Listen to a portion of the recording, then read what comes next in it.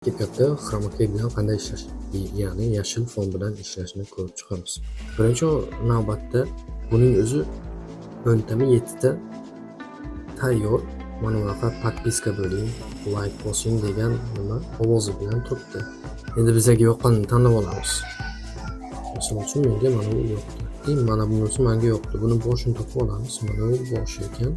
Bu boshlanishi mana shu yerdan boshlanadi. Razdelitni bosamiz. Endi buni naложение orqali tepaga chiqarib olamiz. Pastga tushib qoldi bu. Endi kattalashtirish uchun ikkita barmoq bilan ekranni ikkita yoniga tortsangiz katta bo'ladi.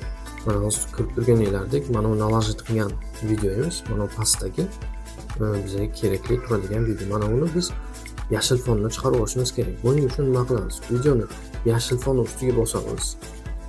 Pastda mana bu funksiyalar chiqadi. Keyin mana shu yerdan udalить fon degan joyni topib, udalить fonga bosamiz.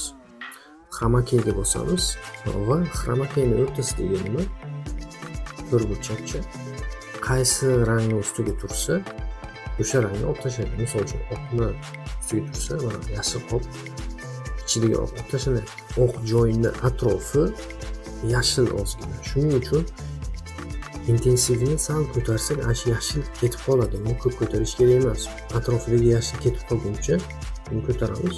Keyin razmerini maydatib olamiz. Razmerini kichiklashtirish uchun ikkita barmoq bilan ichkariga tortsak yoki tashqariga tortsak katta bo'ladi. Ichkariga tortib qo'yamiz.